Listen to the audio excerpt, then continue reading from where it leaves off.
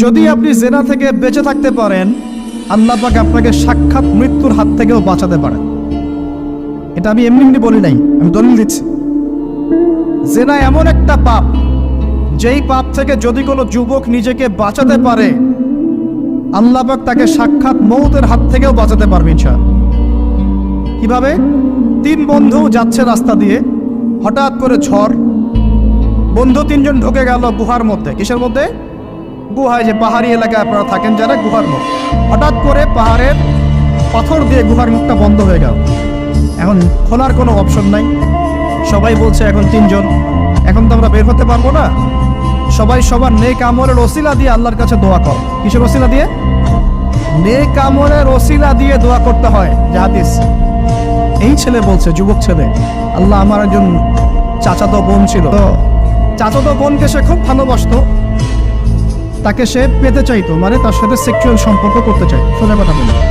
এখন সেই মেয়েকে অনেক প্রস্তাব দেয়, সেই মেয়ে রাজি হয় না। শেষে বলে, যদি আমাকে 1000 বা 100 স্বর্ণ মুদ্রা দিতে পারো, দিনার, তাহলে আমি তোমার সাথে সেক্স করবো, মানে জেনা করবো না। তো সেই ছেলে অনেক কষ্ট করে এই টাকাগুলো বা এই দিনারগুলো অর্জন করে, কামাই করে, দিনরাত পরিশ্রম করে, ঠিক আপনারা যেমন করছে না।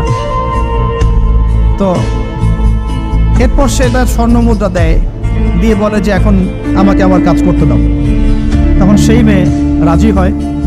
ঠিক যে মুহূর্তে তারা সেক্সুয়াল সম্পর্কটা করবে, ঠিক ওই মুহূর্তেই এই মেয়ে বলে ওঠে, হে আল্লাহর বান্দা, আল্লাহকে ভয় করো। আমি সারা জীবন আমার সতীত্বকে ধরে রেখেছি, কাউকে দেইনি। আমি কারোর সাথে এরকম অন্যায় করি নাই, আমি খারাপ মেয়ে নই, তুমি আমার ইজ্জতটা নষ্ট করো না। কে বলছে কথা?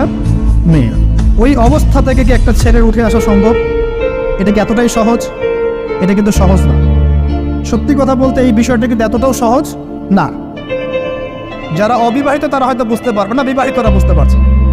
তো ওই অবস্থা থেকে সেই টাকাগুলো না নিয়ে সেই স্বর্ণমুদ্রা মেয়েকে দিয়ে ওখান থেকে সেই ছেলে উঠে আসে আল্লাহর ভয়ে। সে এখন গুহার মধ্যে